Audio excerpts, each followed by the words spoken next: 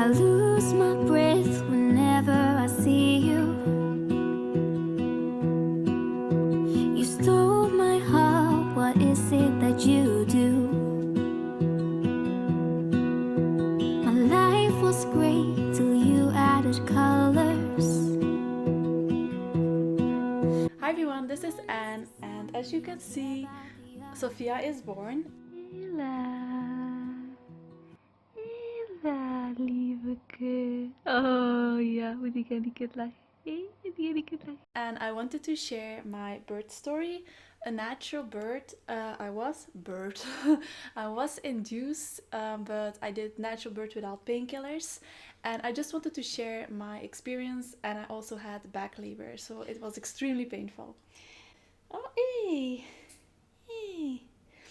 So the baby had been growing average all along, but in the end she grew a little bit smaller, which often happens. Your placenta, it starts functioning less well. And before my due date, I was getting a lot of false contractions. Like in the night, I started having like contractions very, very regularly, every minute. No, not every minute, I forgot, but they were super regular and they lasted for 50 seconds to a minute, and they were very close together, but they would always go away again. And I started feeling it in my lower back, and I started feeling it in my lower uterus. So I was always thinking, okay, it's gonna start now, but it didn't. And she stripped me twice, which is like membrane sweeping. That's what she did twice, but it didn't happen. Like I was already at 4 centimeters opening in the end for like a week, but she still stayed in there, and my womb neck, the neck of my cervix, was still pretty long, but that doesn't necessarily say anything. Some people have no opening and then suddenly they go into labor, so it's all so unpredictable. And every day I was like, okay, now it's gonna happen, I started feeling things, but then nothing happened. And then the 26th came along, and she was going to induce me. So that night I slept almost nothing. I was nervous, so was my boyfriend, and then at 6 we had to be in the hospital. So we went to the hospital, and we came in, and the first thing we installed in the room, I said it beforehand, I wanted a natural birth, so I got the room with a bath that I could use, a birthing bath. She's sleeping. So we installed in there, and I think around 7 she put this pill in my vagina near my cervix.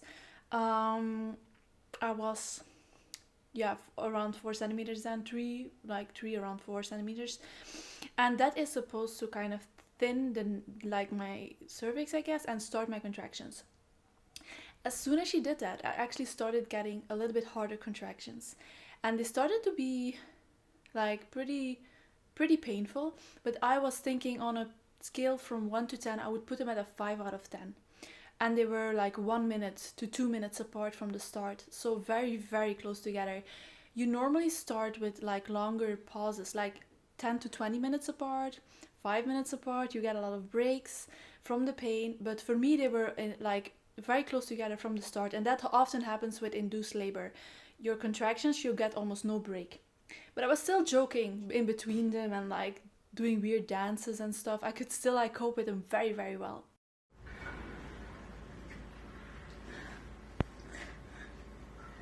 Stop now though.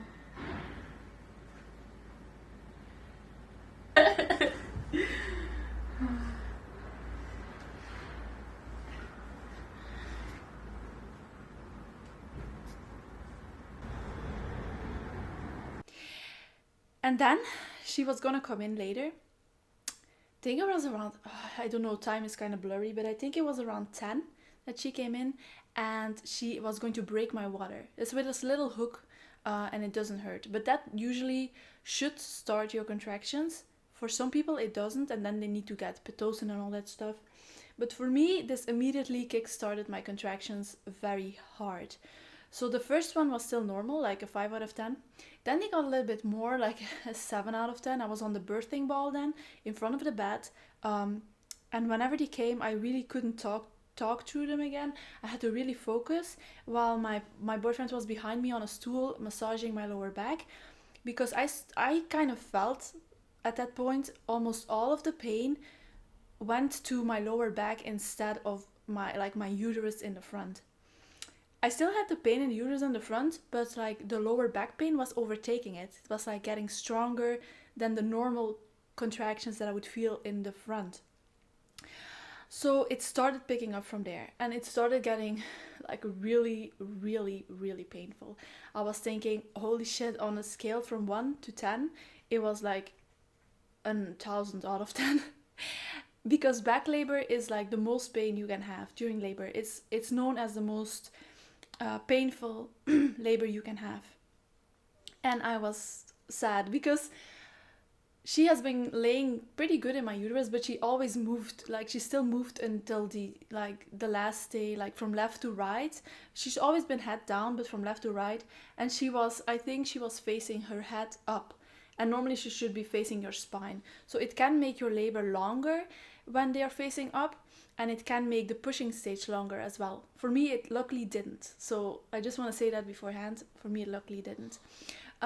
So I started getting insane pain, and I couldn't walk when I was having a contraction, talk. And I thought I would be like silent, but at one point I was moaning loud and like screaming. Like I can't really do it now. But basically I was at a point where I said like I need an epidural, and me and my boyfriend had a code word. If I would use that code word, that means I really, really needed it. But at that time, she checked me and she said, "You're already 7 centimeters." She said, "Do you want to try go in the shower before the epidural?" And I said, "Okay, I'll try it." So I went into the shower, and I first stood there, like leaned over, and I was kind of standing on my toes as well, which seemed to help a little bit. And my boyfriend was constantly spraying hot water on my lower back. Like literally the lower back pain overtook all other pain. There was just the worst kind of pain. And it just like torture. Yeah, like torture really. And then there was like this little bath stool, this little birthing stool.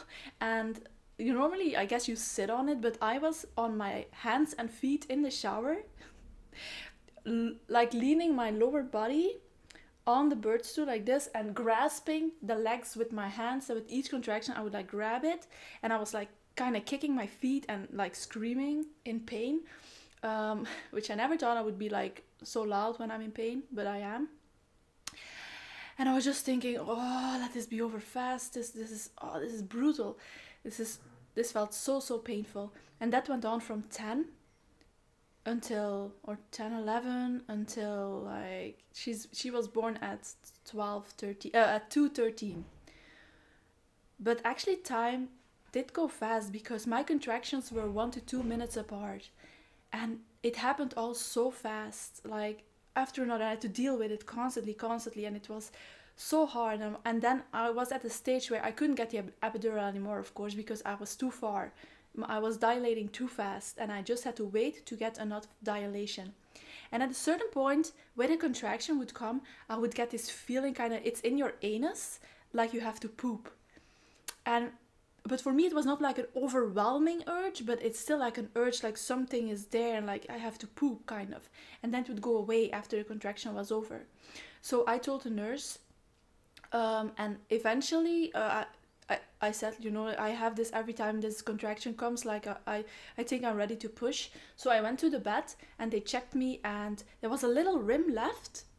I was almost at 10 centimeters, and she felt in there with the contraction. I think she was pushing it aside, and then the rim was gone and I could start pushing. So the doctor came in there. There were like 5 midwives, I think. And first of all, I wanted to give birth laying on my side because that reduces the risk of tearing, and I did not want to like tear or be cut down there. So I tried that, but because I was so tense from the pain, I couldn't fully relax, and push really, really hard. So I had to lay on my back. I was like, fuck it, I didn't give a fuck. Really, I didn't care I just wanted the baby out. It hurted so much. So I laid on my back, and then they told me to like pull my legs close to me. I was in the stirrups with my legs also, but I was putting so much force on the stirrups that I was like breaking the mechanism a little bit. So the midwives had to actually hold my legs, a midwife there holding my legs kind of out, and then another one was going to push on my stomach to help the baby come out faster, because with every contraction I would push, and it felt kind of good to push. It like reduced the pain if I could push along with it. So it kind of felt good to me to be able to finally push. And with every contraction, her heart rate when I would push hard would drop. So it's good to get her out faster than later, because she's obviously in distress. She has to pass through the fucking pelvis and shit. Your bones are getting crushed. Babies feel pain when they're being born. It's called the birth trauma. So it's painful for her as well. So my midwife was there, and my doctor was in front of me with all her gear on and stuff.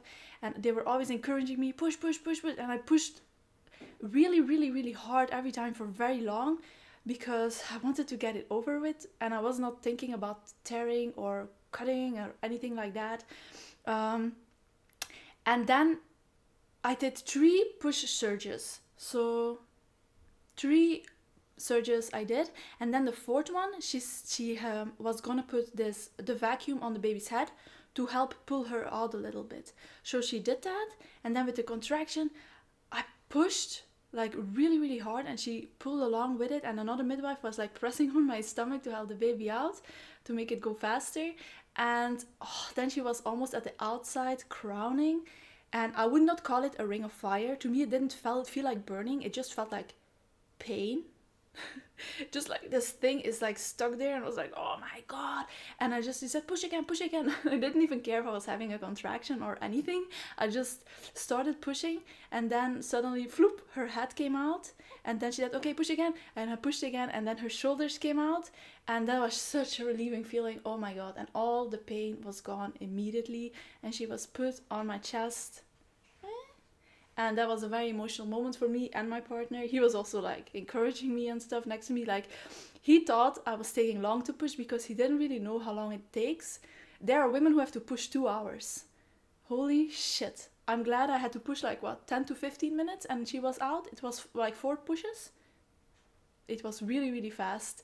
So I was like, afterwards I was like, did I tear? And I did not. I had a small tear, and that's it. And I was like, holy shit, that's really good, because I was kind of beforehand scared to tear or be cut on there and stuff. So I had a very small tear, which already healed up pretty much. Hey, she's so cute. And she was put on my chest, and I was like surreal. I was like, that just came out of me, and I couldn't believe I did that, that I went through that crazy experience without pain medication. Because at the point I was like, is there something I can take for the pain? Like in America, I always see them using gas. I see them using like some other forms, but we had nothing. She said to me, the shower. I was like, the fucking shower? What? What? That's no pain relief, a shower. But it did help somewhat, as much as it can help with that amount of pain. Like, you're just in agony, to be honest. Not to put anyone off, but that's just the case. But if you have to do it. Like, there's no other option. You have to go through it, and the baby's not gonna stay in there forever. And for me, it went very fast. And from the beginning of the little pill to the end when she was born, it's like 7.5 hours or something. And the first hours were not really painful, so that was easy. It's just the end that was really, really painful. And then when she's out, it's all forgotten. So I had to put on these weird mesh panties with these thick liners. They also pressed on my uterus to... Oh yeah, then she pulled out the placenta. It came out really, really fast. I had to do 1 push and it was out. And she asked if she could take it, that she could have my placenta to show in schools or something. So I was like, sure, I don't want it. I'm not going to eat it or anything like that. But yeah, it looked like this huge blob of like meat and stuff. It's so weird, like unreal to see all of that came out of you, like this baby, even though she's so small, but she's still so big to come out of me, you know. This like baby was in there, and she just came out of my vagina. Like, what the fuck? How does that work? But still, everything down there looks the same, because I immediately wanted to look how it looked down there, and it looks the same. So I was like kind of happy, because in the beginning it felt kind of weird. There's this sort of pressure, and when I laughed or coughed, it felt like, oh my god, something gonna shoot out of there or something. Like it did this pressure with pain, like with moving downwards. But it was just like she had to put in a few stitches to help it heal. And I think it was just the stitches hurting, but now that's pretty much almost completely healed. So yeah, in the beginning, of course, you lose a lot of blood and you have to wear those panties. And I just like a little bit scared to pee and scared to poop for the first time, because you have to push like you are pooping. And that made me a little bit scared. I was like, when I had to do my first poop, like when my water was broken, I had to poop a lot. Like I pooped 5 times. My bowels just emptied. Like your system, it flushes everything out. So it was only after 3 days that I had to poop or something. Normally, of course, I have to poop every day. But that was only after 3 days. But I felt no pain and I was so relieved. Like pooping was fucking easy. Super easy. So then the recovery was really fast. I don't know. I'm all over the place with this story. But I didn't really prepare how to say it or what to say it. But then she was born and she was weighed, and she's 49 centimeters, which is average for a girl. She's 2 kilo 800, which is small but normal. Like a normal weight is 2.5 until 3.5.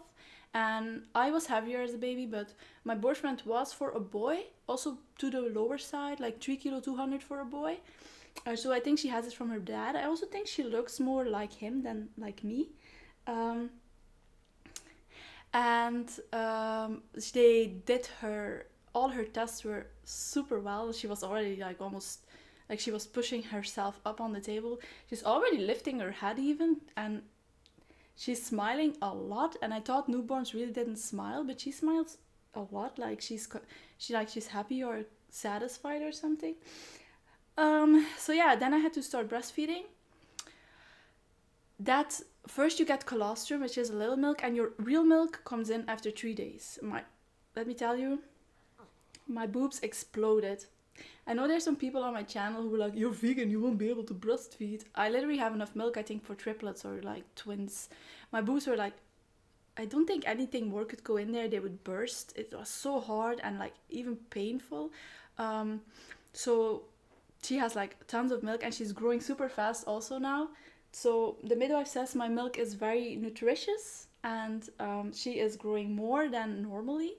She said they would do like 20 grams a day, but like one day she was like 70 grams and she's already over her birth weight. So she's gaining weight really, really fast and really, really well. And she is super cute and everything was perfect with her and still is. So I stayed in the hospital for 3 days. 3 days. Not included the first day when I gave birth itself. And then she was with me the whole time. She does not want to sleep alone, so she's sleeping with me always. We make sure to do it safely, but else I get no sleep at all, because you might see on my face that I'm pretty tired. Because some nights she's like cluster feeding and this for hours. Like I feed her, put her down, she wants to feed again, but after that she's often out for hours and hours and hours because she ate so much food. And that's a normal thing. If you look up cluster feeding, it's like what little babies often do. So yeah, I think the sleep thing is something to get more used to. And of course your entire life changes. You have a new baby to take care of. I don't have much maternity leave, but thankfully I'm self-employed and can take it easy. She's like wiggling with her feet. Lieveke. Lieveke. Lieveke. And she's changing so much every day. Every day she looks different. Also because of course she's gaining weight very fast.